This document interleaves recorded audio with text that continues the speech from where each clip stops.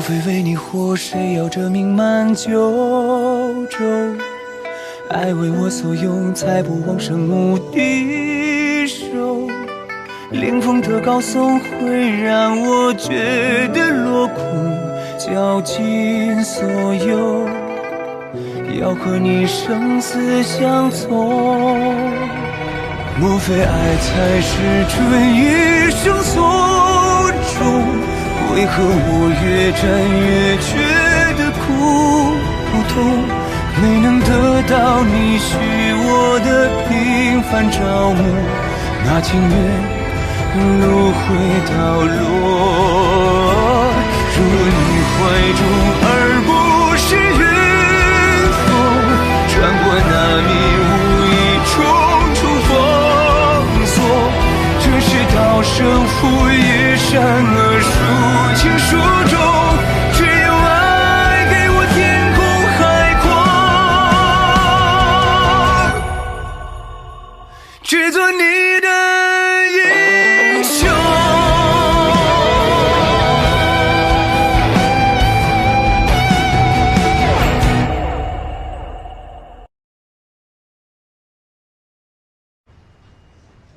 既然知道我的身份，为什么还要在我面前惺惺作态？都说燕州尚书绝色貌美，我就是要亲自看一看，品一品，你奈我何？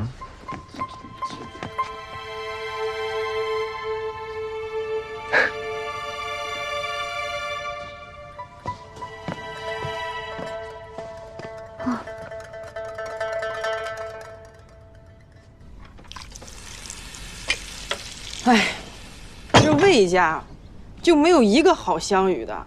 魏使君当日在铺中就知道您是女君，还故意出言调戏，今日又将手镯给送回来，故意接近女君。保不齐这手镯就是魏使君藏起来的。他这个人也太狂浪了吧！万一以后做出更出格的事儿，咱们怎么办呀？我就是有此担心啊。要不咱们告诉南君吧，免得他恶人先告状。小桃，这种事情无凭无据的，万一南军是认为女君故意挑唆他们兄弟关系，那可就不好了。那，怎么办呀？手镯丢了，我敢告知他与他商议，可他表兄出言无状这件事，我是真的不知道怎么跟他说。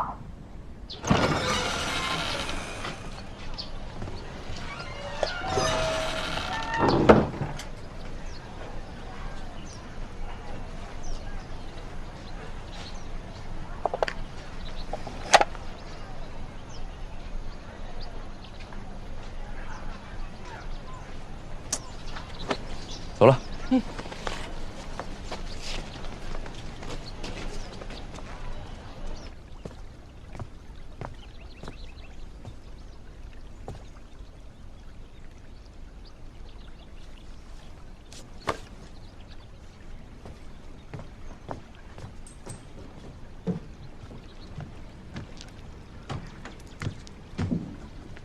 南君回来了，手镯的事儿不必忧心了。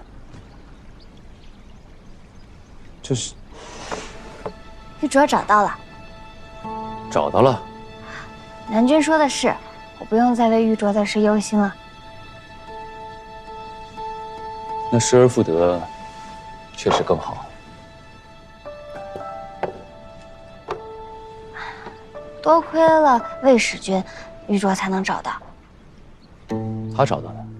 是啊，说来也奇怪，那日他来，手镯就丢了；今日他又来，手镯又找到了。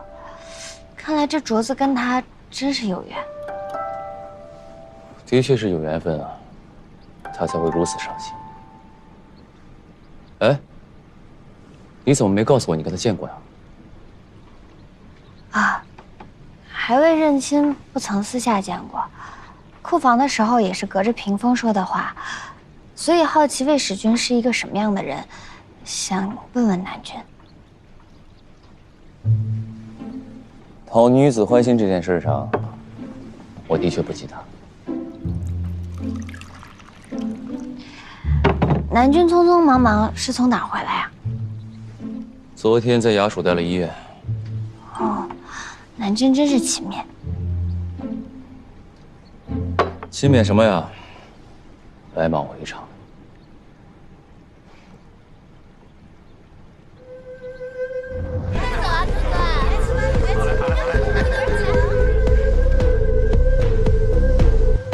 这是哪家女郎啊？不，夫人装扮，是位夫人吧？怎么这次角色没受标记呀？直接。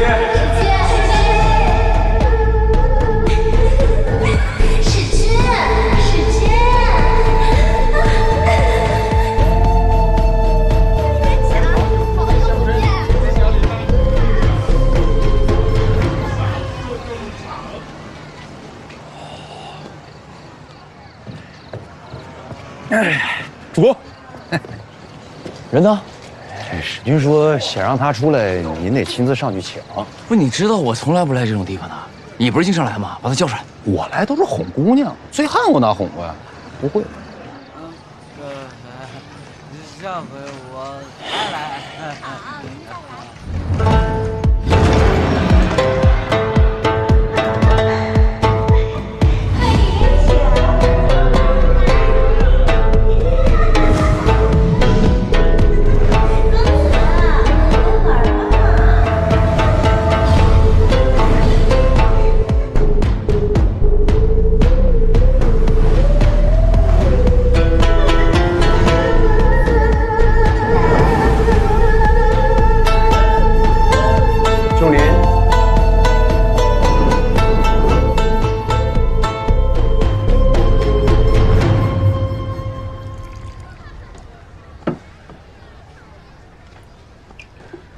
既来之则安之，去照顾好威侯。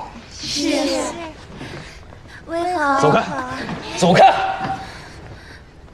好了好了好了，既然威侯不需要，都下去吧。是。不是你表兄，你干什么呀？你明知道我不喜欢这种地方，还约在这儿见面。今日有一事，想请你帮忙。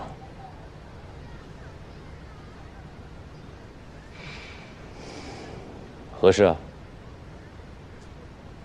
你与外祖母平日都劝我收心，近日我遇到一位喜欢的，帮我寻寻。真的？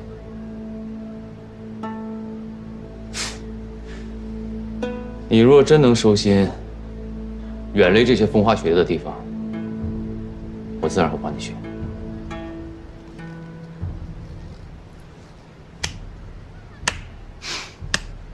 如此甚好。说吧，谁家的姑娘，在哪儿遇到的？在余郡，但也不知是谁家的夫人。夫人？你是不是耍我呢？话说得好听，真到我有事求你的时候，就是这种态度。这是帮忙的事儿吗？你调戏人妇，何等无耻！这话你还好意思说出口？你跟外祖母不过就是看我留恋酒肆，辱我家风，非要说什么好话，说替我筹划未来。你要真能收心的话，这魏国最好的女子，祖母也替你学的。罢了罢了罢了罢了，我可不是你，为了权势，可以和仇家的女子在一起，我可咽不下这口气。感情这个事儿你不懂，感情得相处之后你才知道两个人合不合适。哎，好了好了，我不是你，没有闲情，在一个人身上空耗着。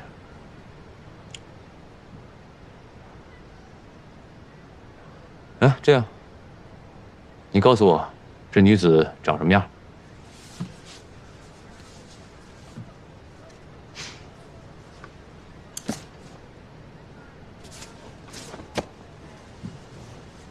放心吧，我一定替你找到，然后去告诉人家，安分守己，远离你。就知道你没安好心。你才没安好心呢！仲林，仲林，你。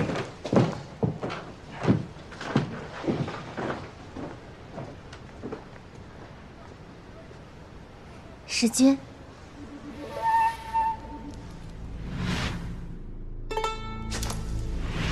魏侯的玉牌掉了，送去魏府，交于女君。瞧着魏侯刚走，且追上去，还给他便是。我说的话没听清吗？是。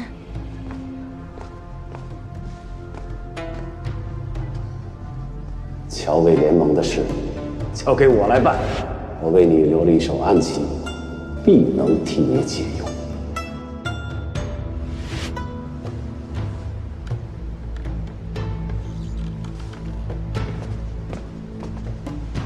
少主切不可忘记，此番回来魏国的真正目的。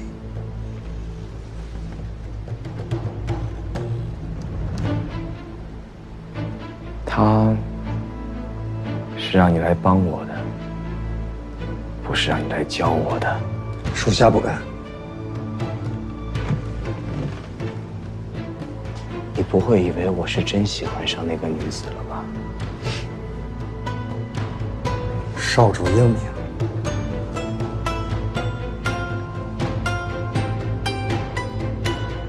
哎，这大半夜的主动给咱们叫过来要干嘛呀？我这刚到罗中坊，这屁股还没坐热呢。不是罗中坊那么多女子，你就不怕挑花眼吗？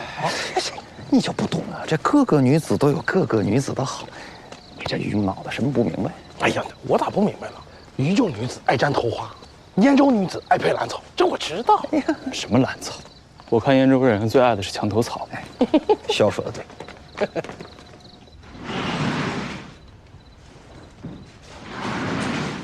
来，小谭，你闻闻我身上，看看能不能闻出什么味道。是脂粉气，南京今日去94了。这都能闻出来？赶紧找套干净衣服来。是。啊，对，如果女君来请我，你就说我公务繁忙，不回去了。啊，女君并没有差人来请。没请。女君近日忙于太夫人寿宴，就连春娘、小桃姑娘、小枣姑娘也都跟着忙起来了。原来有正事儿啊！主公，你找我们。正好。这画像上的女子，寻得之后，如果是梁家的妇人，就告诉她，离我表兄远一点。是。行了，去拿衣服。哎，我这玉牌呢？嗯，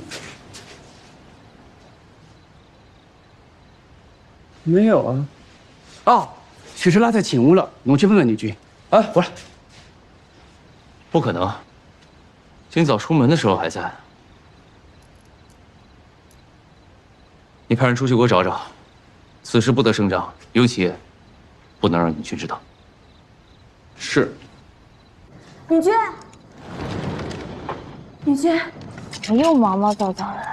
女君，这个是罗中坊刚才一个酒娘送过来的，说是南君留下的。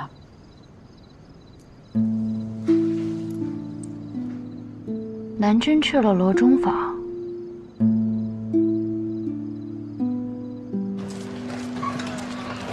寻人所记是魏朵的本事，他不在，主公让咱们出来找，上哪儿找去？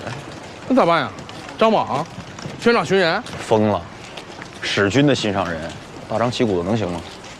别废话，打开看看。这不猜的了吗？也不知道谁记的呢，半天也猜不开。仲哥，灌溉呢？那是不是小头了？这哪是小桃？这比小桃小了2号。不是，你看谁都像小桃。不是小头吗？快点！呀，这是小头！你眼睛长毛了，这哪是小桃？身量纤纤，怎么可能是他？这不就是画的吗？你看有头发，有衣服，还长这么好看，还有个燕州兰草，那就是小桃嘛。有兰草就是小桃了。燕州来的为什么不能是春娘呢？春娘没这么年轻嘛，就是小桃。要是小桃的话，我觉得倒是好事。史君万一喜欢的是小桃，免去我们一桩烦恼，省着这丫头每次见到我们都威胁要嫁给我们。说的对。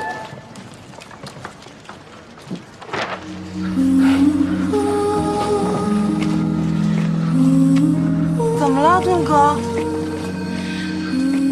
是史君找我吗？这是不是你了？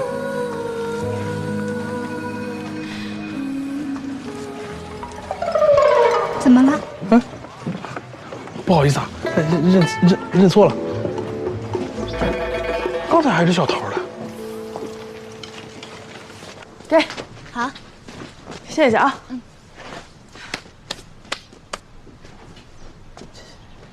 哎，南军衣服啥时候送来的？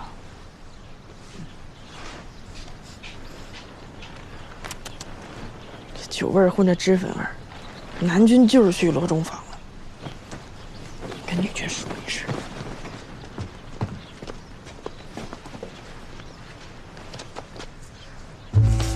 小桃姑娘啊，不是我说，魏良将军，大白天的你不上教场练兵去，成天往后宅跑啥呀？南军都没你来得勤。我这不只是为了给主公办差吗？后宅能有你什么正经差事儿啊？行了，你这2日有没有出府了？怎么了？那就出去了。哎，我出去怎么了？哦，行，你们男人整天流连酒肆，我们女人家出去逛个集市都不行啊？不是逛集市归逛集市，但是碰见陌生男子，你该避也得避一避嘛。啥意思？我是个粗人，不会讲话，但是我为了你好啊。魏使君是个啥样的角色了，你心里应该比我们清楚呀。我们兄弟4个人加起来都没他一个人坏。徐太夫人不约束啊，主公也没法管。你不能被他的花言巧语蒙蔽了心智，动了不该动的心思吗？这事儿，连你都知道了？那可知道了。那也不能赖我呀，我能有什么心思？你别胡说八道啊！我真是为了你好呀！你看看，人家这样找你，画像都画出来了，四处寻你了吗？你要是真想嫁人，你从我们4个里挑一个呗。我还挑一个？你们4个都跟你一个眼神啊？这是我吗？嗯，不是你。这不女军吗？哦，不是你哈。哎呀。不是你，气色不错啊，桃。你看，我就说嘛，肯定不是小桃，这都多余一问。真傻你啊！不是小桃更麻烦。呀，那魏使君看中的是女军，那你也看中的是小桃啊？不敢瞎说。哼。什么？使君进仙闹到了南军处啊？女军，在这个节骨眼上绝对不能怄气，需要跟南军解释清楚，是使君浪荡，跟我们没有关系。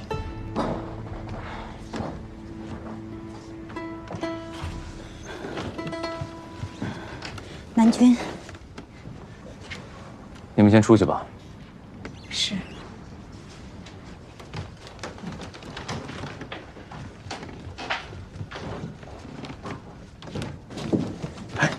咋样了？吵起来没有？你少在这猫哭耗子啊！哎，我看你巴不得南军训斥女军，然后再找个理由把我们赶出余郡，赶回燕州。可不敢瞎说嘛！怎么回燕州了？我们从来没有赶过，是你们想回的吗？我们可没赶啊！回燕州嘛，没出息。哎呀，2位将军，求求你们别再吵了。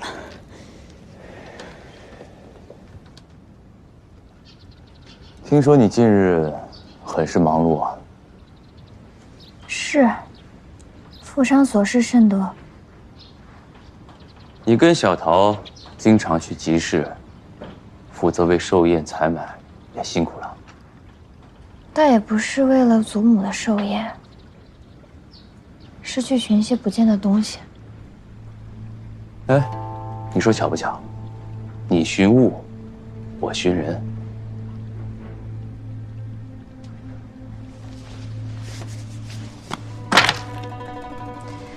不知道南军寻人顺不顺利？我倒是挺顺利的，被人家赶着上门送上来了。这东西怎么在你这儿？罗中坊的九娘送来的。胡说八道！我的东西怎么可能在九娘手里？而且我从来不去那种地方。所以一切才想不通，今日觉得苦恼呢。自己家的东西轻而易举就到了别人手里，玉镯也说不见就不见。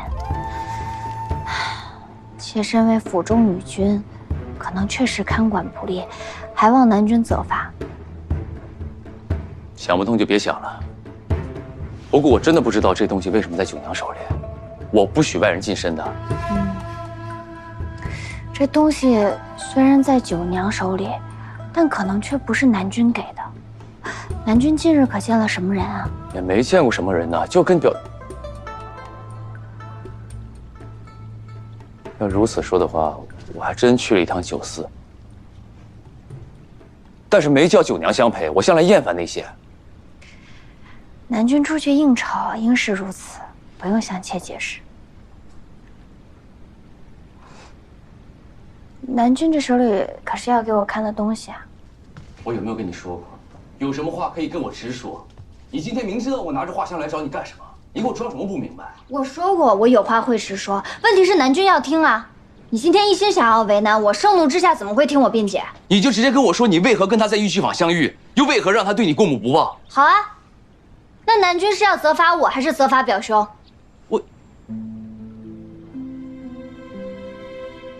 你认为我跟他有兄弟之情，怕我空信他一面之词，但你有没有想过，我跟你是夫妻？我也想听听你如何解释。这人非草木。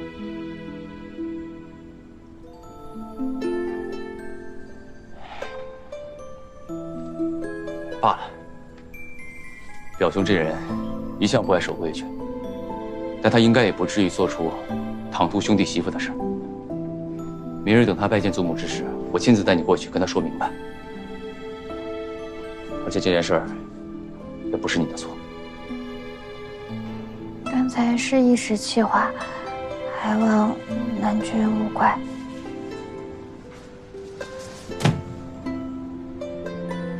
这事就当过去了，以后不要再提了。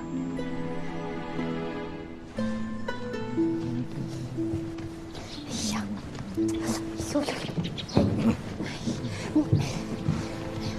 你外祖母啊，早就备好了各色糕点，就等着你来。这一身酒味都没散呢。玩乐归玩乐，与那些酒娘混在一起，这到底是过分了些吧？母亲，表舅，仲林，外祖母呢？外祖母等你多时，如今在院中呢。哎，等一下，给你介绍一下，这位是乔氏，你不在的时候我娶的心腹。表兄，弟妹。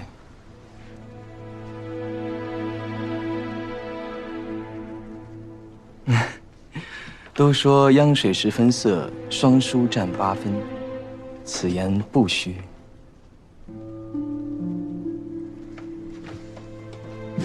那是自然了。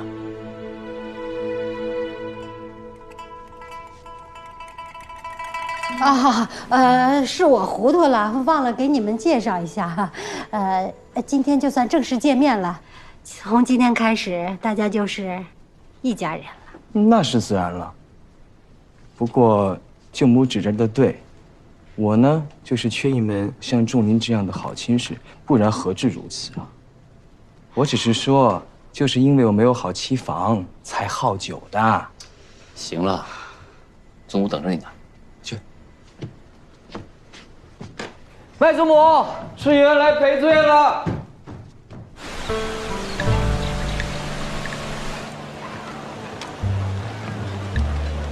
哎呀，恭迎魏将军！魏将军一路奔波辛苦了，府上已经准备好了酒菜，为魏将军接风洗尘。来，不必麻烦。永宁渠进展如何？永宁渠进展得非常顺利，再有些时就可以竣工了。只可惜呀，听说兴都那边进展的有些缓慢，得等他们竣工了才能通渠。县令先带我去看看永宁渠。也好，魏将军这边请。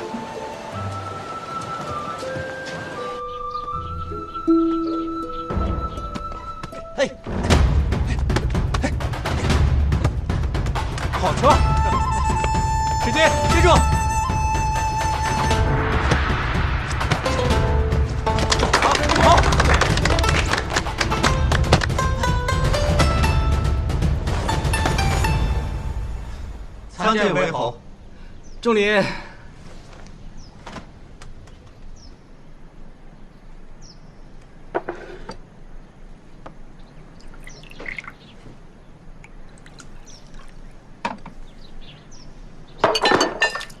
为何赎罪失窃冒失了？无妨。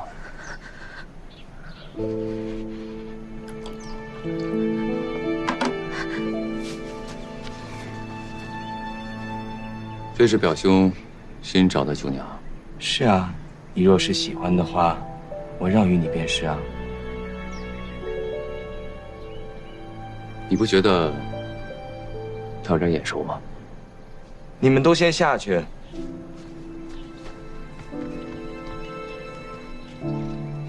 钟离啊，我看你现在看谁都像是你家的乔氏。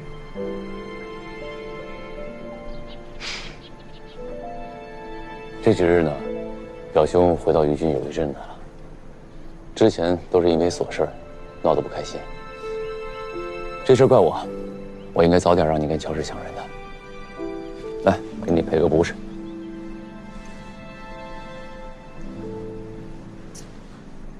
钟林，讲实话，我不喜欢你的心气啊。贪高到魏家，便惹出如此多的事端，今后还不一定留着多少招式。你要知道，魏国与乔家是世仇，你要提防着。之前那些事都是误会，而且我与他成亲之时已经跟他说过了，只做魏家妇，不再是乔家女。嗯。不过乔家把她嫁到魏国联姻，这又拱手相让的盘义，这其中有多少利益权衡？乔家何时做过赔本的买卖呀？她虽然有一些聪慧，但是毕竟是个弱女子，掀不起什么风浪。而且表兄有所不知，之前在盘义，我很轻易就把盘义印信骗到手了。哦，又把他赶出了新都。后来来余郡，我直接把他扔在城外，让雨淋了3天。这桩婚事是我点头同意，最后再促成的。那她现在是魏国的女君，这还不是最终顺了她的意？那还不是因为她帮我修了永宁渠，可伯牙插上了乔家的旗帜，但我转眼就打了孝刚啊，此事不亏。老兄，我知道你有所防范，都是为了魏国，不过我跟他的关系是公事儿，也是私事儿，我自有分寸。如今为他已经成婚，希望表兄善待家人，不要让祖母担心。那是自然啊。那这话还给你，话中的人我也未寻到。哦，那别多谢仲林了。吃饭？饭我就不吃了，衙署还有事儿，下次再来陪你出去。饭也不吃，醋菊也不提，酒就喝一杯。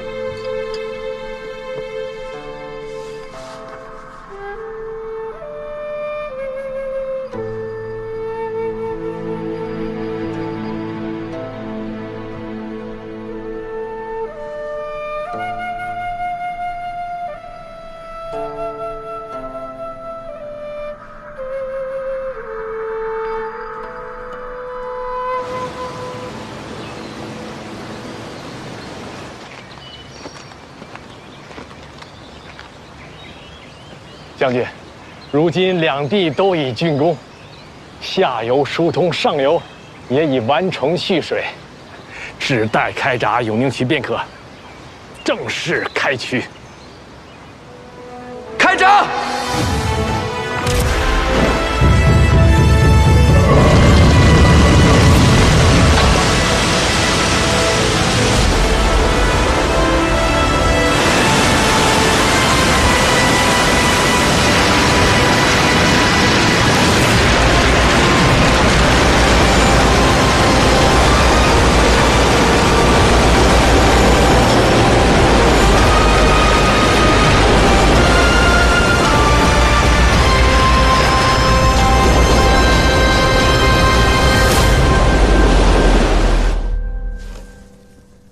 只知道荣郡闹饥荒，没想到如此严重啊！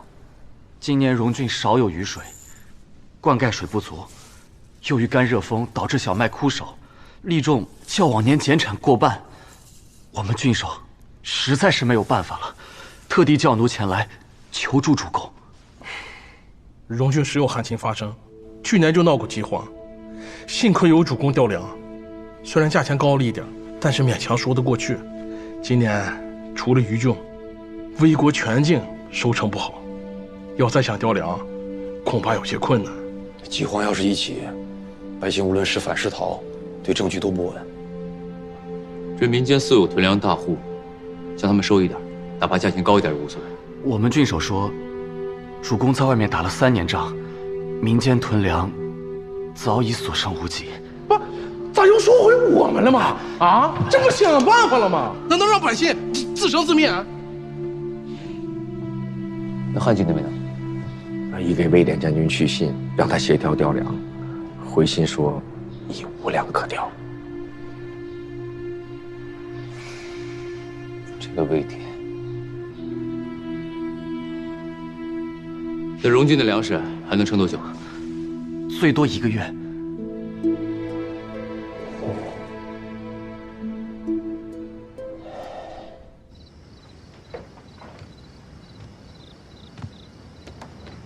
南军可是在为荣郡饥荒一事而忧心。你消息倒是灵通啊。今日小谭来送荣郡郡守给祖母寿礼的时候知道的。百姓受苦，切勿心忧。南军要是有什么难处，不妨跟我说，望能为南军解忧。先吃饭，不谈正事儿。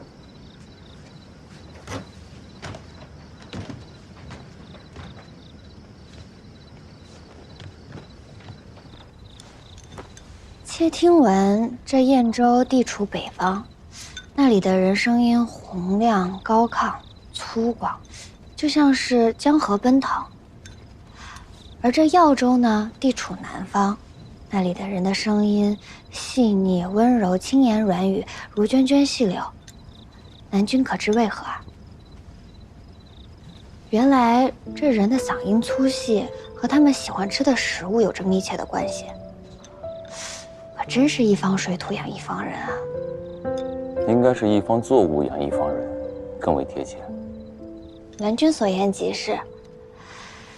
听闻魏国喜种春麦，春麦的抗旱能力极强，就像是魏国百姓一样，性格坚韧。可是春麦虽好，产量却不高，若是遇到极旱的天气，便会颗粒无收。的确，这荣郡便是如此。那南君打算作何啊？只能向各郡县去募集粮食，看看能不能帮荣郡渡过难关吧。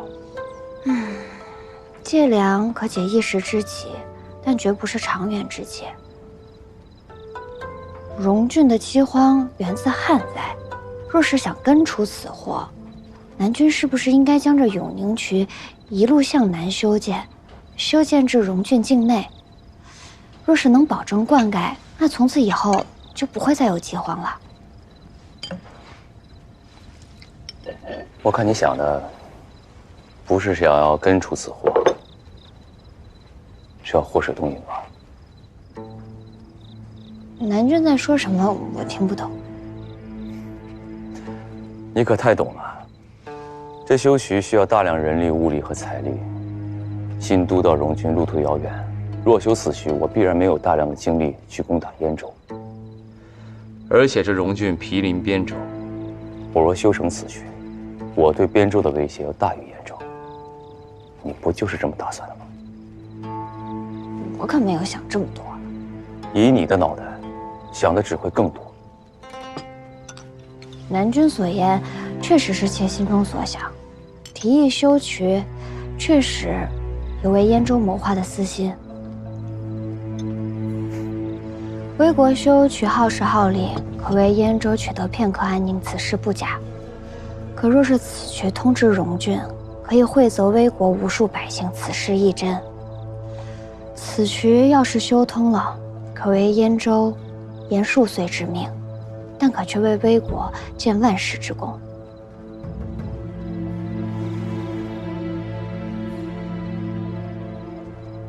你算计的倒是坦坦荡荡。不过此事我自有打算，以后你也不必再评判了。先吃饭。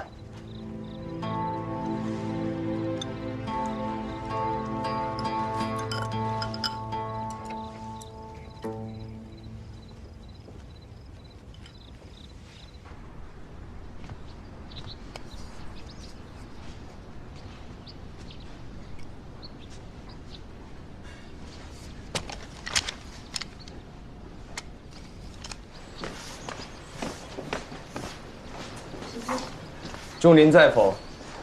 时君，南君现在在衙署办公，不在书房。好，那我便进去等他。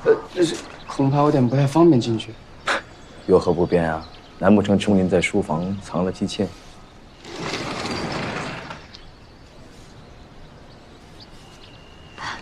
表兄，小谭，你是怎么当的差呀？放外人进仲林的书房？此事不怪小谭，是先前南君说过，如果我需要取阅一些资料、书籍，可以自己随时来拿，不需要再向他请示了。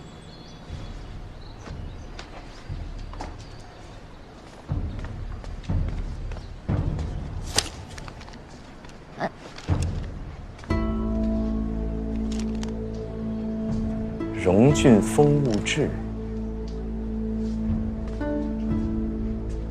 你一个乔家的女子，尽盯着我们魏国钻磨啊！我虽是乔家人，但是查阅书籍的权利还是有的。你敢说，你嫁与仲林，没有暗藏私心，利用仲林吗？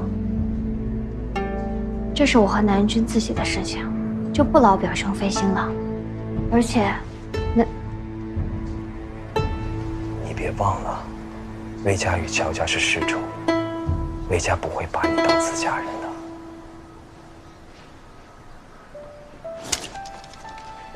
妾先告退了。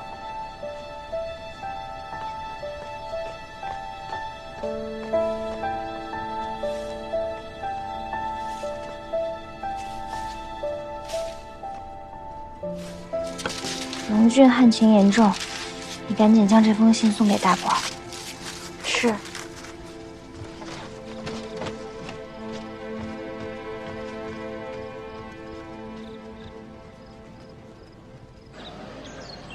此话当真？我在魏游历时认识的此人，他家素有存粮，答应将粮食以市场2倍的价格卖于我们。这些粮食虽解不了荣郡饥荒，但至少可以稍加缓解。多谢表兄，我待会儿呢就让魏良他们安排下去。仲林，有件事我不知当不当讲。表兄请说。昨日我来书房寻你，见弟妹出入书房自由，还拿了简牍。我知你2人琴瑟和鸣是好事，但他毕竟是乔家人。书房如此重地，你不设防？我都答应他可以随意出入了，哪有收回的道理？而且这屋子里也没什么重要信息的简牍，无妨。我问过小谭，他说弟妹拿的是《荣郡风物志》，你可知他今早见英州送去一封奇信。表兄放心，李军心地纯善。我看是你心地纯善吧？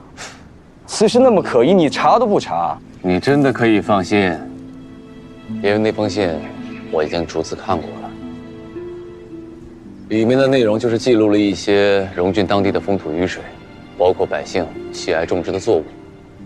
目的呢，也并非为了泄密，目的是向燕州求麦种。求麦种？这李军还是心系百姓的，他也期望有一天修通水渠之后，当地可以种植燕州粟麦。此麦种如果水土适宜的话，产量要比荣郡的春麦高出许多，这样就可以一劳永逸地解决荣郡的旱情。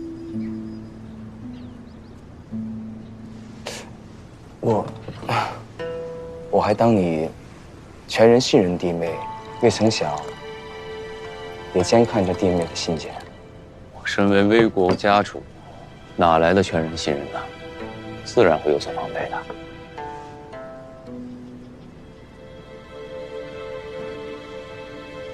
看来是我多虑了。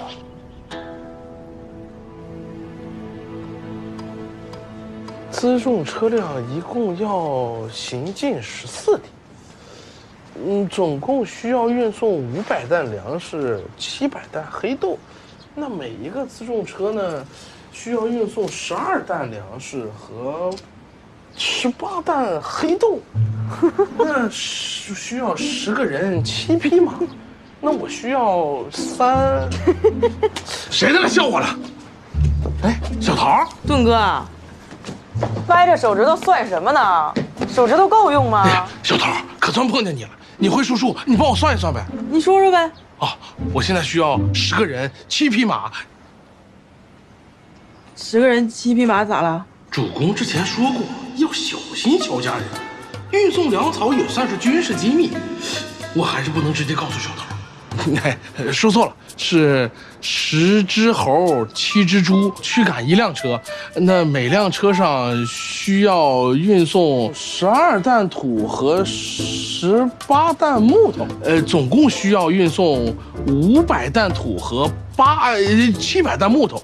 那我总共需要多少个猴、多少只猪和多少辆车了？哦对，还有，就是路程需要14天，单日来算的话。猴需要2升，猪需要3升。猴吃什么？猪吃什么？猴吃土，猪吃木头。你扶我一下。你总共需要运500担土、700担木，那就是400人300马40辆辎重车。400人300。按你们魏国的单日军需标准来看，单人每日主食2升，马匹豆料3升。运输14天就需要112担米、126担豆。辎重营士兵本就自带3日口粮，最终运输到目的地的话，还剩412担米、574担豆料。这些粮食够1万人马吃3日左右。不过荣郡人口不足1万，如果熬成粥不吃的话，还能多撑些10日，足够南军想别的办法支援了。哎，啥的荣郡？我啥时候说过荣郡？是猴、猪。你咋知道？据我所知啊，辎重兵每日行进30里，加上负重损耗，14天也就是行进390里到400里。离余郡如此距离的，就只有正在闹饥荒的荣郡啦。好好办差，欠我一个人情啊。主公准备这些东西是为了支援荣郡啊。这贴仔细些啊！哎，是。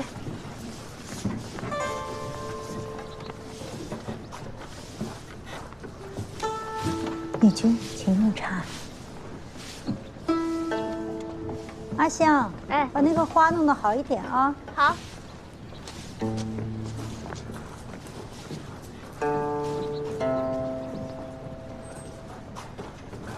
小枣，你再去拿些墨条来吧。要不这个字的颜色深浅不一样。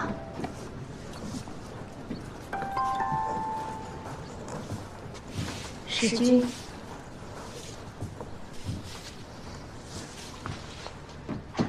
表兄，弟妹的笔墨高致典雅，真是字如其人，更有着墨香馥郁，与弟妹可谓浑然天成。表兄谬赞了。只是祖母寿宴将至，且在这里做一些装点筹备之事，没想到在表兄面前献丑了。墨条没有了，我去取些来。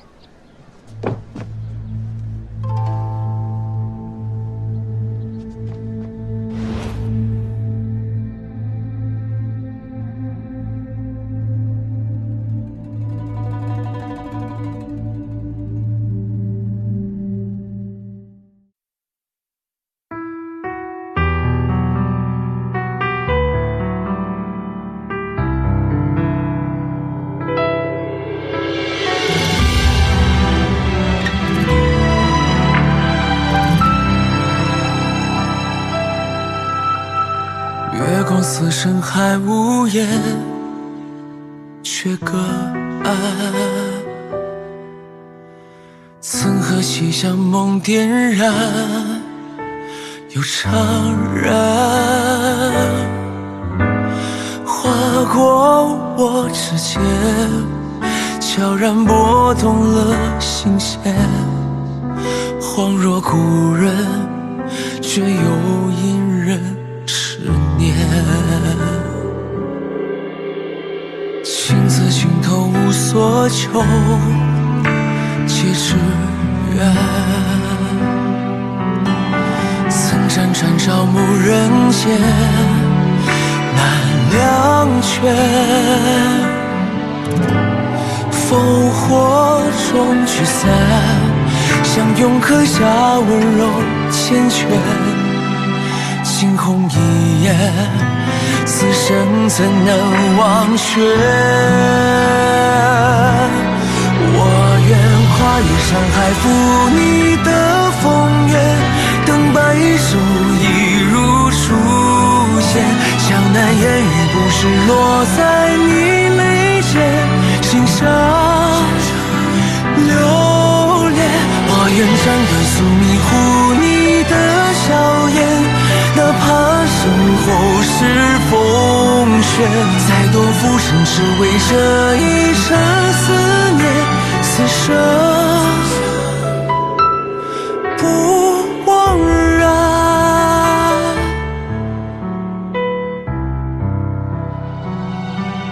我愿跨越山海，赴你的风月，等白首一如初见。江南烟雨不是落在你眉间，心上